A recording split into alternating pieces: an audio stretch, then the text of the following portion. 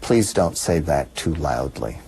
Chrétien, for whatever reason, some 12 hours after the invasion was announced, went onto the floor of the House of Commons and made a very impassioned speech as to why Canada was not going to participate. And that, and the way he said it really rankled the Americans. And I think that was sort of a turning point. Well, it's certainly not surprising that Canadian attitudes towards the United States were negative at that time. This was not isolated to Canada. It was a global phenomenon. If there were public opinion polls done around the world about Bush, and he was almost universally disliked. So Canada is not alone in this situation. But I think Canadians had real concerns about Bush's policies around the war in Iraq, around Guantanamo, treatment of Maher Arar, all kinds of specific human rights and issues related to the United States' role in the world. And Canadians were also concerned about the types of border control policies that were adopted as part of Bush's war on terror.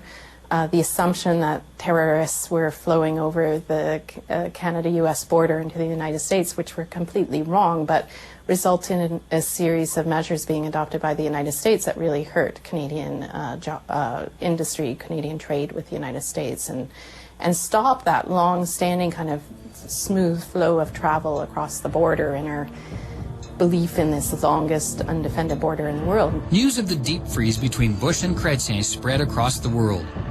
In the United Kingdom, one reporter for The Guardian wrote, "Every country in the world is screwed up about its relationship with the U.S. But in Canada, it is a national obsession, even a neurosis." I think that the difficulties between Mr. Chrétien and Mr. Bush eroded the confidence that Americans had in Canada as a partner. And I think that's the most critical thing that we need to do, is to restore that sense of partnership, which was there during the King-Roosevelt years. It was there between Kennedy and Pearson. It was there between Mulroney and Reagan. And I think it needs to be there again between Mr. Obama and Mr. Harper. Then the Paul Martin government opposed George W. Bush's wish for Canada to join him in the missile defense program. And so this further aggravated the relationship. In the spring of 2004, Maclean's magazine conducted a poll probing what Canadian and Americans really think of each other. They reported, "This new sense of animus is disproportionately centered north of the border." Jonathan Gatehouse wrote, "Things between our countries are apparently getting worse all the time." And the evidence suggests the attitude is almost entirely our own. We are, always aware of everything that's going on in the United States, and the United States is almost never aware of what's going on in Canada. And that's not unnatural for a large country living next door to a big country.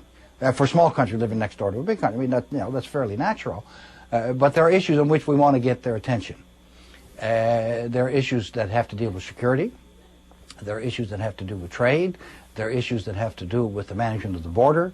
There are issues that have to do with differences in regulations between our two countries. So I think one of the most important things that I would like to see come of Mr. Obama's visit here, I would like to see Mr. Harper and Mr. Obama develop some personal chemistry. I think that should be job one at that particular meeting. Develop the chemistry which will be used in the future to look at certain problems and see how they can be solved. The global economy has and will continue to dominate the headlines. It's going to be very important for our leader and the American president to very quickly develop a good working relationship. It doesn't necessarily have to be close, but if it's informed by respect, if it's informed by collegiality, if it's one where both sides feel comfortable picking up the phone, that will be enormously helpful, because I think we're going to be in for a rough ride. The challenges right now are enormous. I think we have to work with the U.S. administration to pursue policies, while not jointly determined, they have to work together. There's obviously widespread enthusiasm about the Obama administration in Canada. Not surprisingly, he's charismatic, he's different, he's offering change and renewal. The traditional Canadian friendship and admiration for the United States can be reset in this period, and likely will be.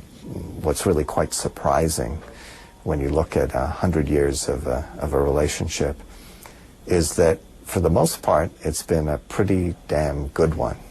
Sure, there have been hiccups. Sure, there have been points where we've been on a different course. But when you look at the relationship in total, it's hard not to come to the conclusion that it has been one of cooperation, one that has been seen as mutually beneficial.